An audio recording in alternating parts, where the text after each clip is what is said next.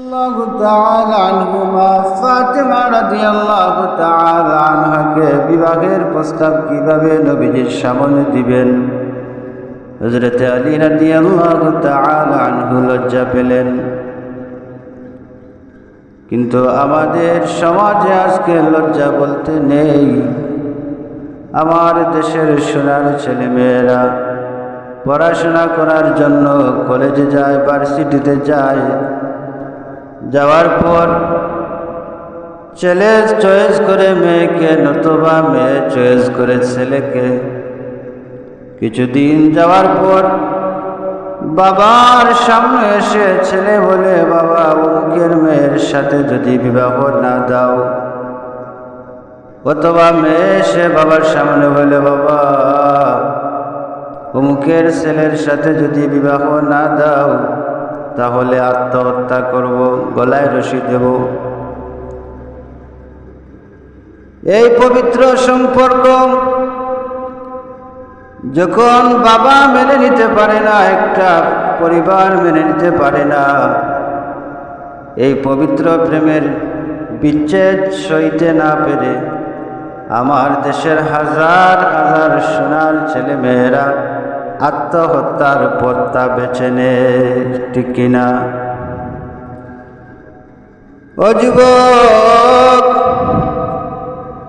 কোন শয়তান তোমাকে বুঝাইল যেই জায়গায় আল্লাহর নবী বলে গিয়েছেন দেনমোহর ছাড়া, কাবিননামা ছাড়া আপন স্ত্রীকে স্পর্শ করা হারাম, ওই জায়গায় তুমি খুন বিবেকে বলো রে যুবক, বিবাহের আগে যে প্রেম হয় সেটা নাকি পবিত্র, তাও নাকি আবার স্বর্গ থেকে আসে। হযরত আলী রাদিয়াল্লাহু তাআলা আনহু নবীজির সামনে লজ্জায় কিছু বলতে পারতেছেন না। শেষ পর্যন্ত আমার দয়াল নবীজির জবান মুবারক থেকে ওই কথাটা বেরিয়ে আসলো। আল্লাহর নবী বলেন, আলী রে, আমি বুঝতে পেরেছি রে আলী, তুই বুঝি আমার মেয়ে ফাতেমাকে বিবাহ করতে চাস। সুবহানাল্লাহ। আমার নবী মা ফাতেমাকে ডেকে বলেন, মা রে, আজ এমন একটা যুবক তোকে বিয়ের প্রস্তাব দিয়েছে রে মা, যে যুবক আমার সাহাবীদের মধ্যে সব চাইতে বড় আলেম। আলী রাদিয়াল্লাহু তাআলা আনহুর ব্যাপারে আল্লাহর নবী বলেন, আনা মাদিনাতুল ইলমি ওয়া আলিয়ুম বাবুহা। নবী আমার বলেন, আমি হলাম ইলমের শহর, আর ওই শহরের দরজা হলো আমার আলী। সুবহানাল্লাহ। আল্লাহর নবী বলেন, মারে, দুনিয়ার সমস্ত কাফির মুশরিকদের জন্য আল্লাহ রাব্বুল আলামিন যাকে পাক করে প্রেরণ করেছেন, মারে, ওই আলী তোকে বিয়ে করতে চায় রে মা, তোমার মত কি? হযরত ফাতিমা রাদিয়াল্লাহু তাআলা আনহা ছিলেন বুদ্ধিমতী নারী, জ্ঞানী নারী। ফাতিমা রাদিয়াল্লাহু তাআলা আনহা ভাবলেন, আমার বাবা শুধু আলীর নাম বলতে পারতেন, আমার বাবা যেহেতু আলীর নাম বলার আগে আলীর তো প্রশংসা করেছেন, তার মানে হলো আমার বাবা আমার জন্য আলীকে চয়েস করেছেন। সুবহানাল্লাহ। ফাতিমা রাদিয়াল্লাহু তাআলা আনহা চুপ রইলেন। নবীজি বুঝতে পারলেন চুপ থাকা হলো অনুমতির লক্ষণ। নবী বলেন, আলী রে, তোর কপাল ভালো রে আলী, আমার মেয়ে ফাতিমা তোকে বিয়ে করতে রাজি, বিয়ের জন্য কত টাকা জমা করেছ দাও।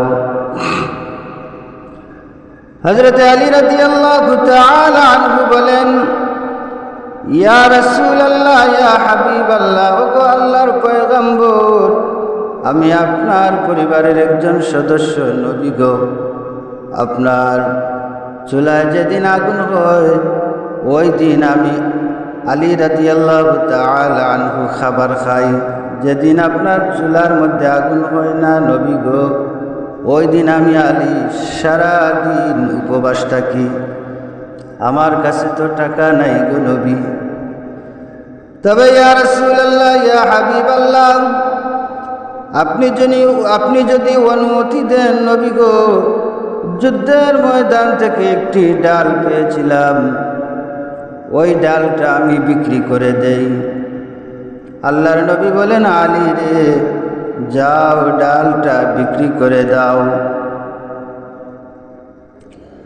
হযরত আলী রাদিয়াল্লাহু তাআলা আনহু ডাল বিক্রি করার জন্য বাজারের উদ্দেশ্যে যখন রওনা দিলেন, রাস্তার মধ্যে হযরত উসমান রাদিয়াল্লাহু তাআলা আনহুর সাথে দেখা। আল্লাহর নবীর সাহাবীদের মধ্যে সবচাইতে ধনী সাহাবী ছিলেন হযরত উসমান রাদিয়াল্লাহু তাআলা আনহু। হযরত উসমান রাদিয়াল্লাহু তাআলা আনহু বলেন, আলী, এই ডালটা আমার কাছে বিক্রি করে দাও। হযরত আলী রাদিয়াল্লাহু তাআলা আনহু 440 দিরহাম, মতান্তরে 480 দিরহামে হযরত আলী রাদিয়াল্লাহু তাআলা আনহু ডালটা হযরত উসমান রাদিয়াল্লাহু তাআলা আনহুর কাছে বিক্রি করে দিলেন। আলী রাদিয়াল্লাহু তাআলা আনহু টাকা নিয়ে নবীজির দরবারে যাওয়ার জন্য রওনা দিলেন। পেছন থেকে হযরত উসমান রাদিয়াল্লাহু তাআলা আনহু ডাকেন, আলী রে, একটু দাঁড়াও, আমার একটা কথা শুনো রে আলী। হযরত উসমান রাদিয়াল্লাহু তাআলা আনহু দৌড়তে দৌড়তে যখন হযরত আলী রাদিয়াল্লাহু তাআলা আনহুর কাছে গেলেন, গিয়ে বলেন, আলী রে, আমি তোমাকে পেছন থেকে ডাকি, তুমি শুধু দৌড়াও, তার কারণ কি? হযরত আলী রাদিয়াল্লাহু তাআলা আনহু বলেন, ভাই উসমান, আমার জন্য আমার নবী অপেক্ষা করতেছেন, এই জন্য আমি দৌড়াইতেছি।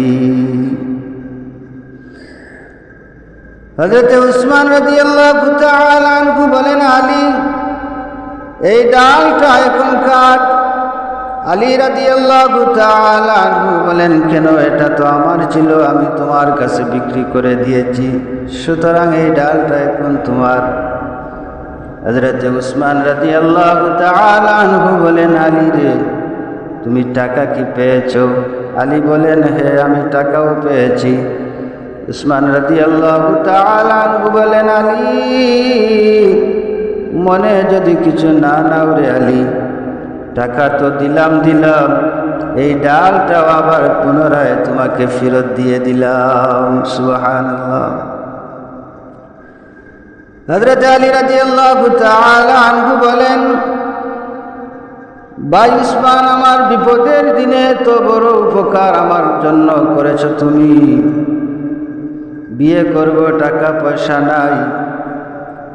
আমার নবীজির সাহাবীরা বিবাহ করার জন্য টাকা পয়সা ছিল না, কিন্তু বর্তমান সমাজে আমার নবীর উম্মতেরা বিয়ের নামে, বিয়ের প্রথম রাতে গায়ে হলুদের নামে লক্ষ লক্ষ টাকা খরচ করে হারাম পথে, ঠিক কিনা?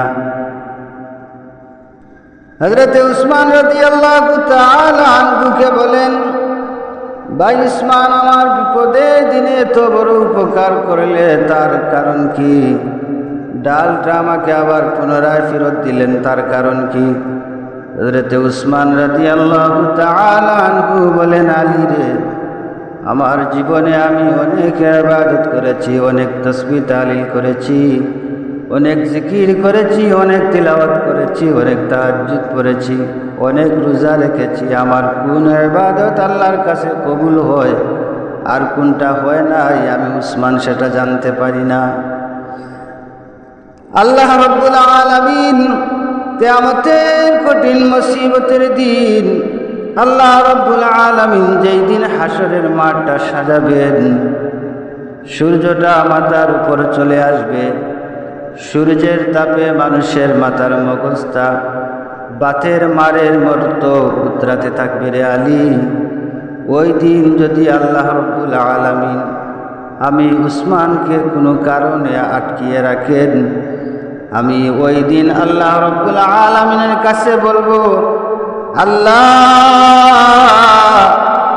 তোমার বন্ধুর কলিজার টুকরা মা ফাতেমা রাদিয়াল্লাহু তাআলা আনহার বিয়েতে আমি উপহার দিয়েছি, এর উসিলায় তুমি আমি উসমানকে মাফ করে দাও। সুবহানাল্লাহ। আমরা সকলে জানি আল্লাহ রাব্বুল আলামিন 10 জন সাহাবীকে, আল্লাহর নবীর 10 জন সাহাবীকে জান্নাতের প্রতিশ্রুতি দিয়েছেন, জান্নাতের সার্টিফিকেট দিয়েছেন দুনিয়ায় থাকা অবস্থায়।